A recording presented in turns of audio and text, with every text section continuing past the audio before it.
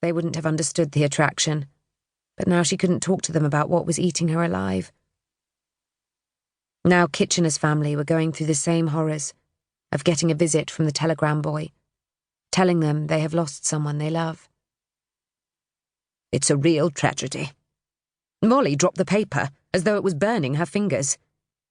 There was no need to look round. She knew that voice. She didn't think he would miss her. He had caught her up to no good on numerous occasions. He was a great field marshal, and I'm sure he will leave a hole that won't be easily filled. Asquith could have a problem there. Mr. Ledbetter's breath brushed against her cheek. Molly nodded as she looked down at Kitchener's picture. Her nose wrinkled as the strong waft of cheese caught in the back of her throat. That's what my father also thought, Mr. Ledbetter. He said last night the Prime Minister would struggle to replace him. He sighed. This war certainly has a lot to answer for. They both stared down at the picture, each lost in thought. A girl giggled. So many books. It must be lovely to work here. Do you think I could get a job at Foyles when I'm older? An older woman laughed. You'd never get any work done, and you'd spend all your money on books. Molly's lips lifted as she remembered the nervous excitement of her first day working at Foyles, the large sign outside declaring them to be the largest bookseller in London, shouted at the passers-by, inviting them in.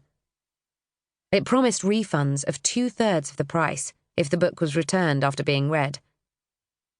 Once she had walked into the shop, it was like entering another world. The musty smell of the second-hand books, stacked along the shelves, had seemed endless.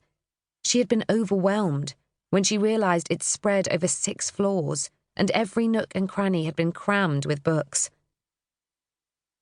A lot had happened since that day. Molly crossed her arms, holding herself tight. She bit down on her lip in a bid to stop her chin from trembling. Would she ever love again? The shop doors thudded shut, and bolts were drawn across, pulling Molly away from her brooding. Mr. Ledbetter stared at her hunched shoulders. Your family must be very proud of you, taking on the challenges that this war has thrown at everyone. The men have an obvious bravery about them, but the women that have been left behind are doing an exceptional job picking up the pieces. Molly's grip tightened around her waist. Does that mean we might get the vote when this is all over? Who knows, Miss Cooper? Unfortunately, that's not my decision to make.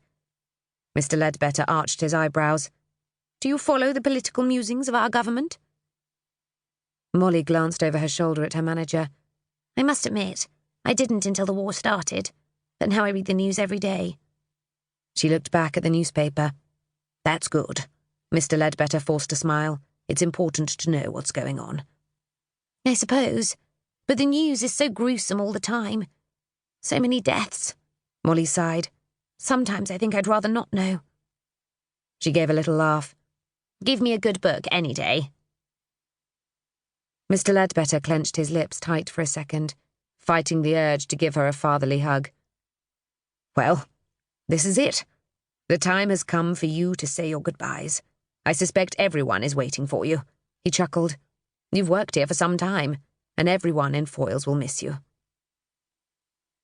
Molly took a deep breath and pasted on her best smile before she swung round to face him. I expect you'll be happy to see the back of me, sir.